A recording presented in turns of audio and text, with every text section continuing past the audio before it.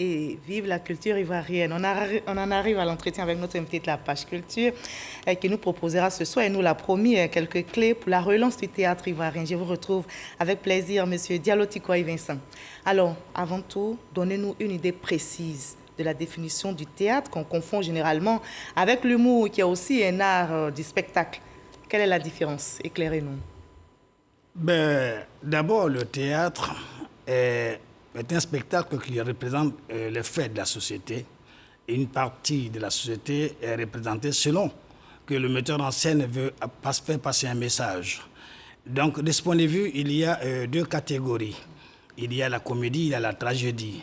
La comédie, ça finit toujours par une scène heureuse et elle appartient au peuple. Et puis, la tragédie, c'est la noblesse, ça finit toujours par un drame. Donc, voici deux tendances qui ont marqué le théâtre dans l'ancien temps avec Corneille et Cide. Et puis avec Molière aussi. Donc Molière du côté de la comédie, Corneille et le Cide du côté de la tragédie. Maintenant, quand on parle de l'humour, ce sont des faits que nous racontons pour apporter le sourire, pour provoquer le rire chez celui qui nous regarde.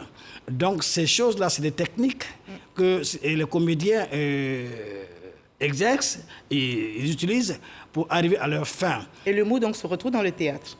Oui, l'humour a une différence prête parce que la présentation d'une pièce de théâtre a besoin de certaines commodités, de certaines dispositions techniques et d'une salle spécialisée. L'humour peut être interprété n'importe où. Comme sur ce plateau? Sur ce plateau, bien sûr. Donc, là aussi, quand on parle de l'humour, on parle de sketch, de scène. Qu'est-ce que c'est? C'est des petits bouts de scène qui sont interprétés par quelques groupes de personnes, mais qui ne dépassent pas 5 minutes. On a toujours du plaisir à apprendre avec vous, mais ce soir, on va parler de la relance. On a eu cette idée nette entre l'humour et le théâtre, je pense, les téléspectateurs qui nous ont suivis. Alors, dites-nous, M. Diallo Tikwaye Vincent, c'est un métier qui vous passionne, vous l'avez dit, le métier des planches. Alors, comment êtes-vous arrivé à ce métier? Par la passion, par la curiosité, j'étais tout petit. Ce métier, ce n'est pas imposé à vous? Oui, Vous êtes imposé à ce métier? Non, les deux. On peut dire que je suis entre le marteau et l'enclume. Et j'adore le théâtre, c'est tout ce que j'ai appris de ma vie et c'est ce que j'ai fait. Donc je peux me proclamer aujourd'hui, je peux me réclamer d'être professionnel parce que je ne fais que ça. C'est ça le mot professionnel. Il faut disposer son temps pour servir le théâtre. Donc moi, je ne fais rien d'autre que le théâtre. Donc je suis un professionnel. Maintenant, qu'est-ce qui m'a apporté, qu'est-ce qui m'a fait venir au théâtre? C'est un fait du hasard. J'habitais tout près du théâtre de la Cité. On était les enfants de Cocody, on habitait tout près, on n'avait pas d'argent. Et puis chaque fois que les pièces de théâtre se déroulaient dans cette belle maison, on passait par le trou de... Vous voulez parler de la RTI? Non, pas du tout. Quelle maison? Je parle du théâtre de la Cité. Ah oui, d'accord. Et c'est comme ça que j'ai découvert la pièce de Zadi, les sofas. Je vous avoue que c'était une grande pièce que j'ai vue avec des comédiens qui vous donnent l'impression d'être dans l'histoire. Et c'était vraiment émouvant. Karamoko et son père et Samori étaient opposés. Samori interpellait son père sur la prudence qu'il doit avoir avec les Français. Et Samori lui réclamait sa puissance et il s'est dit que... C'est une pièce qui vous a marqué. C'est une pièce qui m'a marqué. Il y a aussi la pièce d'Agué Daniel, mon grand frère. Kwawa Dioba. C'est là que la femme déshéritée qui a perdu son mari, ses pleurs ont émerveillé toute la Côte d'Ivoire, ont touché toute la Côte d'Ivoire, je veux dire.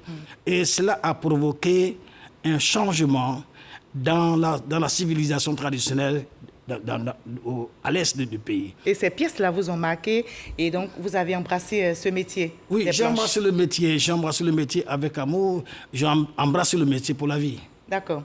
Alors, le théâtre a connu des années de gloire. 70, 80, 90, on va regarder dans le rétroviseur. Ce sont des années qui vous ont émerveillé, qui ont émerveillé les téléspectateurs qui nous regardent. Mais ce théâtre-là, depuis 93, on parle de sa relance. On va regarder ensemble ce sujet, commenté par Franck Quadio, et puis on en repasse sur ce plateau. Faites comme chez vous, madame. Je préfère rester debout. Non, madame. Non, madame. 1933, les prémices de l'art dramatique ivoirien. Des débuts hésitants et un âge d'or à partir des années 80 avec le théâtre populaire auxquels se frotteront des représentations plus expérimentales. Le rituel et le didiga, sans oublier l'expression scénique avec Suleiman Koli et Were King. Bref, un parcours au riant d'aventure et aujourd'hui des acteurs des planches bien nostalgiques mais qui ne baissent pas pour autant les bras.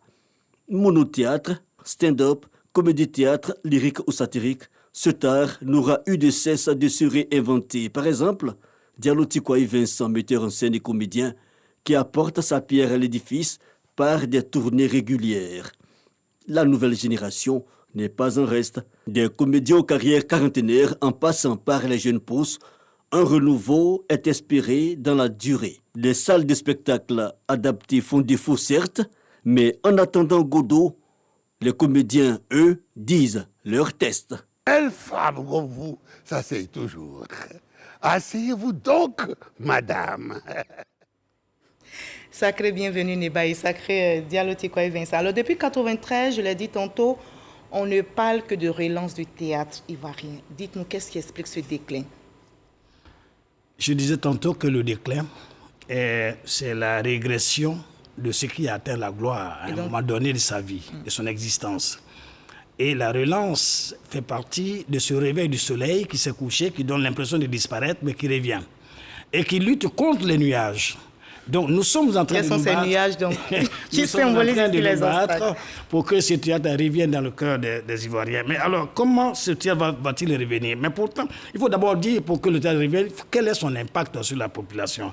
On dit ici, dans une définition, que le théâtre est un outil indéniable de développement de l'individu. Cela veut dire que le théâtre participe à l'émancipation de l'individu. Est-ce que cela suffit pour qu'on parle du retour du théâtre? Je dis oui. Si on parle de l'émancipation, nous sommes dans le sévisme. Nous sommes dans la déviation, c'est-à-dire dans le retour vers les fondamentaux, vers les valeurs. Jusque-là, vous n'avez pas encore dit ce qui a fait que le théâtre a reculé. Il a reculé parce que nous n'avons plus d'espace d'expression. Il a reculé parce que nous n'avons pas cette faveur que nous avions avec la RTI. Notre grille de programme a disparu. Nous n'avons pas d'émission, nous n'avons pas d'espace pour diffuser nos pièces. Heureusement que vous avez cet espace aujourd'hui, qui est la page culture. Mais je ne sais pas comment vous remercier, je ne sais pas comment remercier, parce qu'il y a plein de choses qui sont passées en un rien de temps. Et je pense qu'il y a quelque chose qui se pointe à l'horizon. D'accord, le soleil donc se lève toujours, vous l'avez dit. Oui. Qu'est-ce qu'il faut justement pour faire revivre le théâtre? D'abord, pour faire revivre le théâtre, il y avait des valeurs qui ont fait naître, qui ont produit des talents.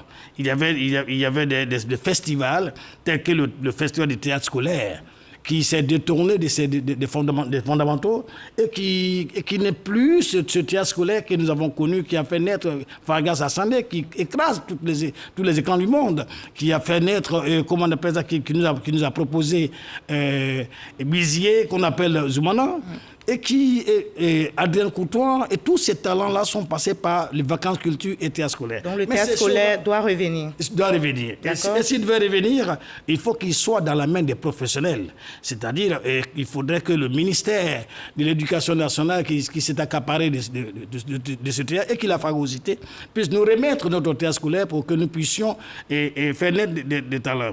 Il faut aussi parler de vacances culture qui permettaient à des talents, à des acteurs, de se retrouver dans une ville et pour compétir et apporter la saveur qu'il faut, la saveur théâtrale. D'accord. Alors, justement, heureusement que les acteurs existent et vous êtes là, M. Diallo Tikwaye. Vous avez organisé dernièrement, c'est en 2 secondes seulement, vous allez réussir cet exercice au Palais de la Culture de Trècheville. C'est aussi des actions. Oui, c'est le départ. Et vous avez rendu hommage au président de la République. Oui, nous avons rendu hommage au président de la République et nous souhaitons qu'il nous regarde un peu, qu'il nous regarde parce qu'il regarde tous les Ivoiriens, mais nous pensons réellement qu'on a besoin de lui pour que notre théâtre renaisse. Nous lui avons rendu hommage, ce n'est pas pour ça, mais il le méritait.